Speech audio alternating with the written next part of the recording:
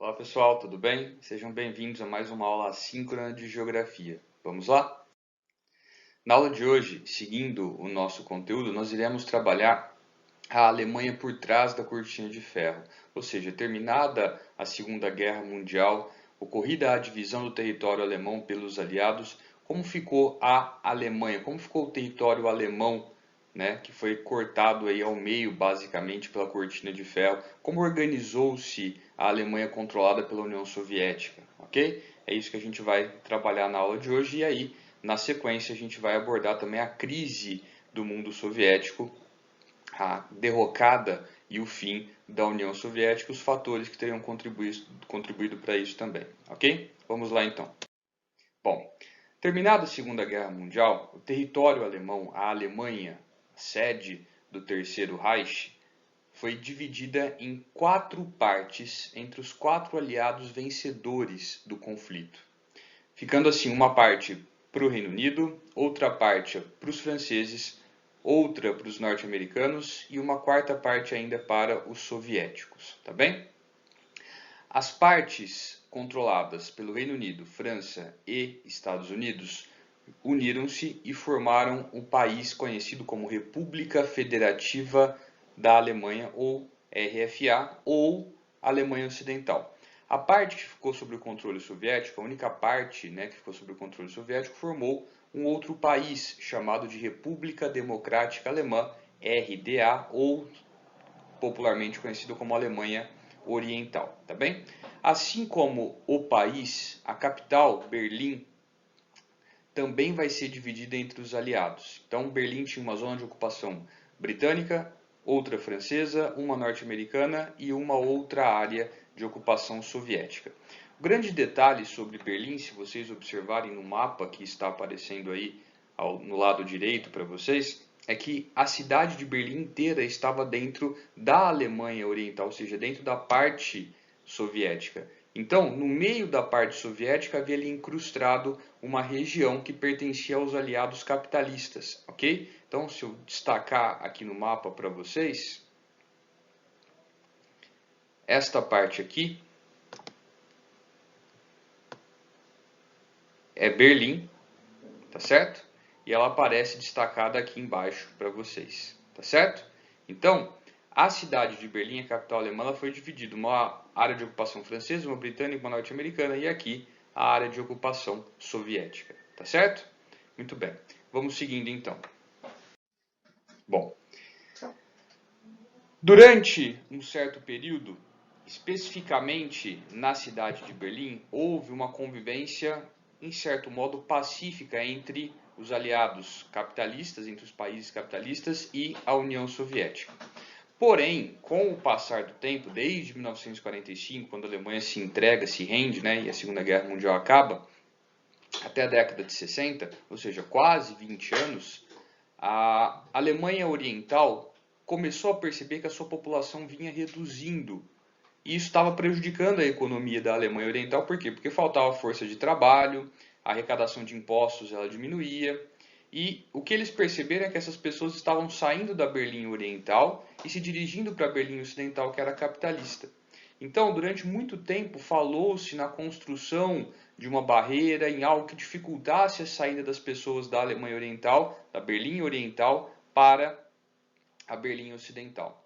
Finalmente, em 1961, no dia 13 de agosto, durante o Festival de Cinema de Berlim, naquela madrugada, enquanto o mundo, né, e a Berlim Ocidental estavam preocupadas com as suas estrelas de cinema e tudo mais, a União Soviética, juntamente com a Alemanha Oriental, começaram a erguer a barreira que posteriormente se transformaria no famoso Muro de Berlim. Com o passar do tempo, foram incrementados, né, adicionados a esta barreira, torres de observação, grades metálicas, cercas eletrificadas, minas terrestres, soldados patrulhando, obstáculos para veículos, enfim, todo um complexo que tinha por objetivo impedir que as pessoas da Berlim Oriental e da Alemanha Oriental fossem e se dirigissem até a Berlim Ocidental. Ok? Vai ficar mais claro quando a gente observar as imagens que vão se seguir, que vão mostrar, né, todo este complexo Afinal, não era apenas uma parede, e sim todo um esquema que proibia, que impedia as pessoas de passarem de um lado para o outro, tá bem? Vamos seguindo. Tá aí, então, o Muro de Berlim. Então, essas pessoas que vocês estão vendo aqui são os alemães da Berlim Ocidental. Eles sim tinham contato direto com o muro. E aqui, deste outro lado, é o lado da Berlim Oriental. Então, este complexo formado por cercas eletrificadas, patrulheiros, torres de vigia, obstáculos para veículos, cercas de arame, enfim, tudo isso estava virado para a Berlim Oriental e para a Alemanha Oriental, de modo a impedir as pessoas dessas regiões de passarem para a Berlim Ocidental. Então aqui, finalmente, depois de tudo isso, ficava a Berlim Oriental e a Alemanha Oriental. Tá certo? Vamos seguindo então. Aqui algumas fotos para vocês conseguirem enxergar tudo isso que nós estamos dizendo. Esta primeira aqui em preto e branco é a foto do início da construção. Eles estão erguendo a barreira que vai se transformar no muro. Aqui uma foto um pouquinho mais moderna, mostrando o muro com todo este complexo que nós acabamos de descrever, inclusive a torre de observação. Aqui o portão de Brandemburgo, que é um ponto turístico de Berlim e permaneceu durante todo o período em que o muro existiu isolado. Ok? E aqui uma foto tirada do lado da Berlim Ocidental, mostrando, né, o muro visto pelos alemães ocidentais se transformou aí em uma grande galeria a céu aberto, como vocês podem observar aí nessa imagem, tá bem? Vamos seguindo. Bom, durante a Guerra Fria, os blocos capitalista e socialista, eles se organizaram de modo a se expandirem e trazerem mais países para dentro deste bloco. Ok? Os Estados Unidos vão criar uma aliança militar chamada OTAN, cuja sigla significa Organização e Tratado do Atlântico Norte. Esta organização, este exército multinacional, tinha por objetivo defender o bloco capitalista de uma possível investida do bloco socialista. Ok? A União Soviética, por sua vez, ela também vai formar uma aliança militar, conhecida como Pacto de Varsóvia. O Pacto de Varsóvia era também um exército multinacional formado pelas forças das várias repúblicas que compunham a União Soviética. Porém, dentro da União Soviética, esse exército, além de defender o bloco contra uma possível investida ou ameaça capitalista, também tinha a função de manter o controle sobre as próprias repúblicas que formavam a União Soviética. Ao longo da história, diversas dessas repúblicas vão vivenciar revoltas contra o regime soviético e essas revoltas vão ser sufocadas pelo exército do Pacto de Varsóvia. Além disso, os soviéticos também criaram a Comecon, que é o Conselho para a Assistência Econômica Mútua. Era um rival soviético do Plano Marshall que nós já estudamos. Assim como o Plano Marshall tinha por objetivo auxiliar a reconstrução da Europa Ocidental pós-Segunda Guerra e dessa forma impedir que tal auxílio pudesse ser oferecido pela União Soviética, o que iria expandir a influência do bloco socialista pela Europa, então este plano, que é o Plano Marshall, tinha por objetivo consolidar o capitalismo na Europa Ocidental. Do lado soviético também foi criado algo semelhante. A Comecon era um plano econômico cujo objetivo era auxiliar economicamente as repúblicas que formavam o bloco socialista. Okay? E, obviamente, afastar qualquer possibilidade ou tentativa da economia capitalista por intermédio dos Estados Unidos se expandir pela região. Então, a partir disso, a gente consegue observar como que ambos os blocos capitalista e socialista se organizaram durante a Guerra Fria, tá bem? Vamos seguindo. Bom, aqui a gente entra no fim da União Soviética e, consequentemente, a queda da Cortina de Ferro, conforme nós havíamos comentado no comecinho da nossa aula. Vamos lá? A derrocada da União Soviética ela começa a ser divulgada mundo afora durante o governo do Mikhail Gorbachev. Está escrito Gorbachev, mas se pronuncia Gorbachev. Por que começa a ser anunciado? Porque este não foi um processo que aconteceu de uma hora para outra. Este processo ele aconteceu lentamente e foi se acentuando conforme os governantes na União Soviética passavam, ok? Quando Mikhail Gorbachev assume o poder em 85, ele não vai conseguir esconder do mundo o descompasso da União Soviética, né, do bloco socialista comparado com o bloco capitalista, ok?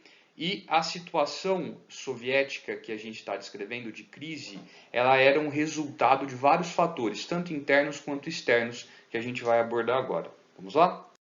Bom, dentre os fatores externos que contribuíram para a crise do socialismo e o consequente fim da União Soviética, nós destacamos o desenvolvimento econômico dos países capitalistas, que começava a fazer sombra e a rivalizar com a situação econômica do próprio bloco socialista e das repúblicas que o formavam, a corrida armamentista, que vai exigir do bloco soviético gastos enormes com tecnologia bélica, gastos esses que não tinham retorno, como acontecia muitas vezes dentro da economia capitalista, as pressões internacionais pelo fim das restrições políticas impostas à população. Que tipo de restrições políticas? A falta de liberdade de imprensa, de expressão, a repressão contra os opositores do governo, tudo isso vai fazer com que a população crie um clima de revolta contra os governos socialistas. E a inevitável e crescente comparação entre a política dentro dos países capitalistas e a política dentro dos países socialistas, tá bem? Vamos seguindo. Dentre os fatores internos que contribuíram para o fim da União Soviética, nós temos a burocracia do Estado soviético, que engessava as relações econômicas principalmente, e vai contribuir para acentuar a crise que foi se desenvolvendo com a corrida armamentista e também espacial, né, que vão exigir gastos muito grandes, enormes gastos do governo socialista. O Estado centralizado em torno do Partido Comunista Russo, ok? Aquele modelo unipartidarista, ou a ditadura de um partido único, que também favorecia a corrupção, a concessão de privilégios, ok? Os grandes gastos destinados para auxiliar os estados, também que enfrentavam crises, assim como a Rússia e demais repúblicas da União Soviética.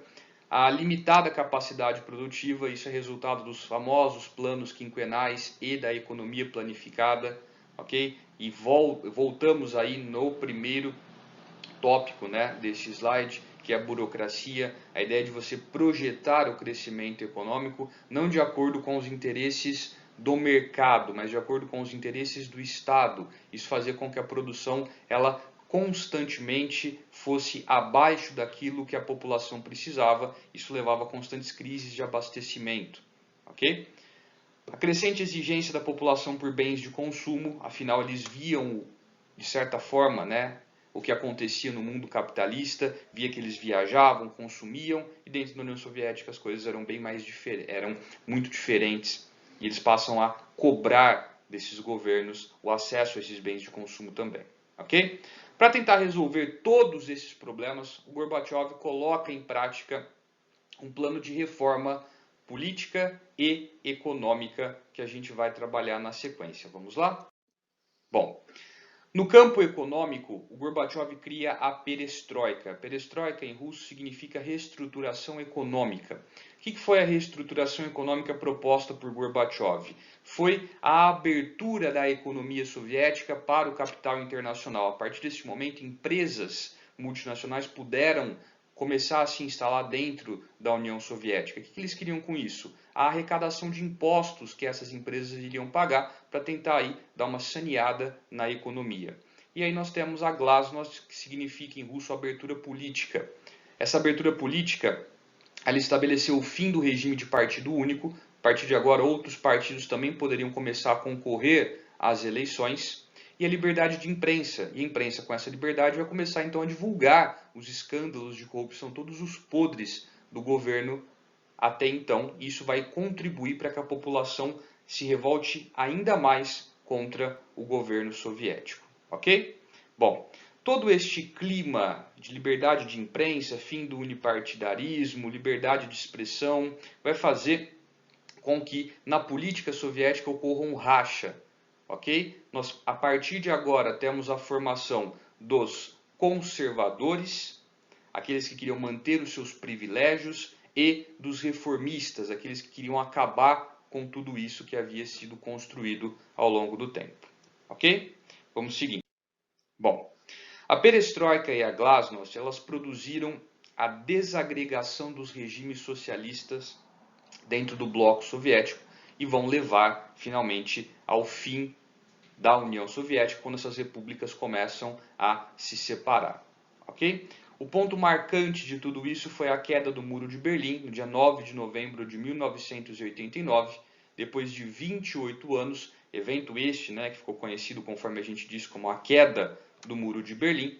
Ele marca o fim da Guerra Fria, por quê? Porque ele marca a incapacidade da União Soviética em lidar com todas essas tensões sociais e políticas que estavam acontecendo dentro do bloco, e a partir disso a Alemanha, então, que era um desses territórios, se separa, não necessariamente se separa da União Soviética, mas derruba aquela barreira que foi construída com o objetivo único de separar aquele território alemão do restante da Alemanha Oriental. Ok? Então este foi um marco que mostra aí o fim dessa separação, que foi uma das grandes características da Guerra Fria. Além da queda do Muro de Berlim, outros eventos também vão marcar essa desagregação e o fim da União Soviética, que é o que a gente vai estudar agora na sequência. Vamos lá? Tá aí para vocês então imagens, né, da queda do Muro de Berlim, ali as pessoas ocupando a seção do muro que ficava em frente ao portão de Brandemburgo, que nós comentamos lá atrás, e na imagem ali abaixo vocês têm pessoas com marretas e picaretas derrubando os grandes blocos de concreto que formavam o muro, tá bem? Bom, então, conforme nós dissemos antes, além da Alemanha, outros eventos contribuíram para a derrocada da União Soviética, e dentre eles a gente destaca na Polônia, né, que o regime socialista acaba sendo derrotado nas eleições. Na Hungria, o Partido Comunista ele vai mudar de orientação política, ou seja, ele vai adotar tendências capitalistas, vai iniciar reformas na Constituição, e essas reformas vão levar a eleições livres e pluripartidárias, ou seja, o fim daquele unipartidarismo que é clássico das ditaduras socialistas. Na Tchecoslováquia, as reformas lideradas pelo presidente vão derrubar a hegemonia do Partido Comunista, e lá na frente o país vai se fragmentar em dois, República Tcheca e Eslováquia. Okay? E na Bulgária nós temos aí a substituição do chefe comunista do país por um reformista que vai iniciar todo o trabalho de mudanças que vão derrubar o socialismo no país. Para concluir, na Albânia nós temos o último dos países, né, a iniciar as reformas que vão pôr fim ao regime socialista no país. A Romênia ela passa por um processo mais violento do que esse que nós acabamos de descrever. Em 89, diante de manifestações que exigiam a democracia, o chefe do governo comunista ele vai determinar uma forte repressão policial, porém isso não vai conseguir impedir, né, a derrocada do socialismo na Romênia. E, finalmente, na Iugoslávia, né, todas essas transformações do leste europeu vão levar ao acirramento das tensões étnicas e culturais que já existiam dentro do país, e isso vai provocar a desagregação deste país, chamado de Iugoslávia. Só que este é o assunto que nós iremos trabalhar na nossa próxima aula assíncrona. Por enquanto, eu agradeço a atenção de vocês, agradeço a paciência. Qualquer dúvida estou à disposição. Um grande abraço para todos e até a nossa próxima aula síncrona. Valeu, pessoal. Tchau, tchau.